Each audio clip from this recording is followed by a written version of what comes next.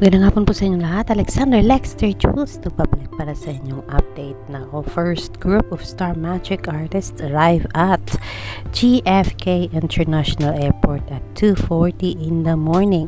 Narito po ang mga artistang dumating na sa Amerika para sa kanilang Star Magic Concert Tour sa Beyond the Stars, celebrating the 30th year of Star Magic Talents. Let's go. Here they are.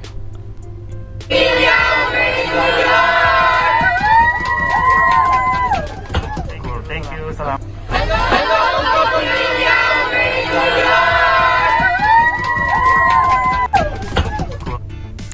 And yes, sabi ng mga netizens, thank you po Sir Don sa update. Good luck Edward Power, sabi ng Edward Nalex. Lotto Balaga, good luck and enjoy Edward Power, our amazing hosts. Busy po si May Entrata, siguro kausap ang show. Yan ang sabi ni I love you May. Edward, good luck and keep safe. Si May ba yung nasa likuran ng hanay nila Alexa? Si May po ang katabi niya ay si dito Angela Ken. Sabi ni Katie Lex Magic, nagkatabi na din sila at kami ay masaya.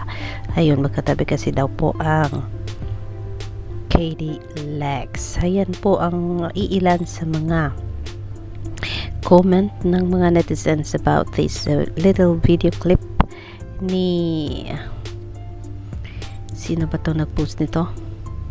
Ni Don Tagala. But then yes, ayan po, Angela Ken nag-post din po ng photo niya with Maymay and Tarata. Ang sabi niya, we are here, New York City. Kaya nagpasalamat po ang mga supporters ni Maymay dahilan sa pa-update ni Miss Angela Ken. Salamat daw po, sabi ni Ana Laison, MJ Surima, Helen de Guzman, Shiloids, and Chionsa. Yes po, nasa New York City na, nasa Amerika na po ang first batch ng Star Magic Talents, and we are happy na magkasabay sa flight sina Maymay and Trata at Edward John Bobber. Ayan po, patuloy lang po, may word sa inyong journey,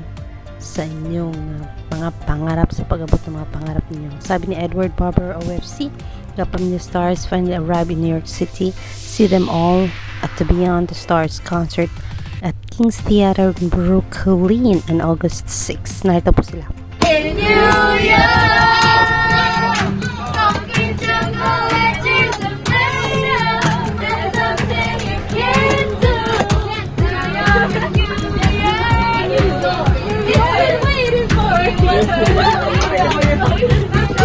Thank you. Salamat. Ayan, that is another clip from Don Talaga or Don Tagala, showing how happy our kids are na narating na nila ang New York para sa kanilang tour, Beyond the Tour concert. And yes, sa makikita ko, Edward Powers with katabi niya si AC Bonifacio, Katie Lex together, Angela Ken, and with Maymay.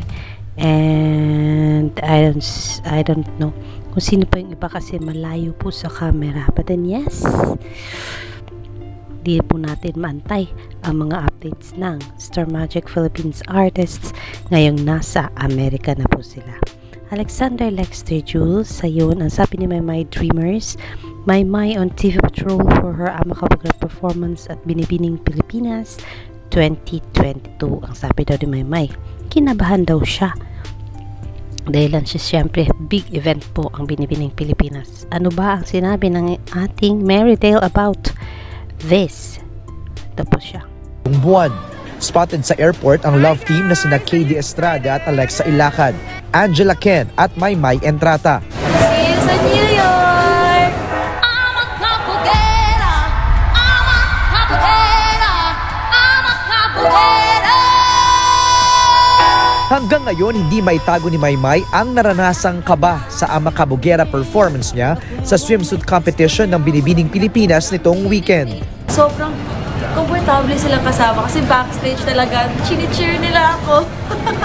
Kaya po, mas napadali po yung pag-perform ko para naman po Yan po ang clip ng ABS-CBN featuring Maymay and Trata.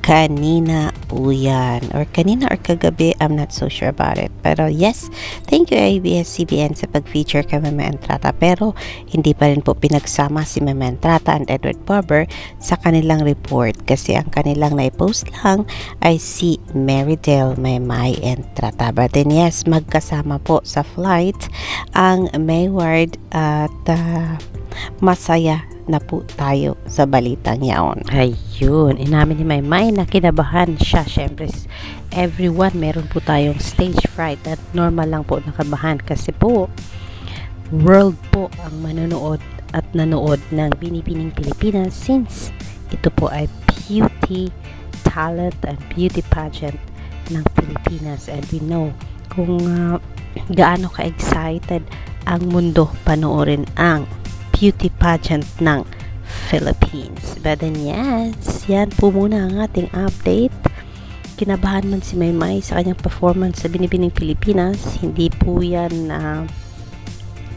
biro ang pag-perform sa harap ng maraming tao, and of course, lalo na kung alam mo na buong mundo ang manonood sa'yo. Pero, of course, alam natin, kaya always ni Maymay yan, anytime, anywhere.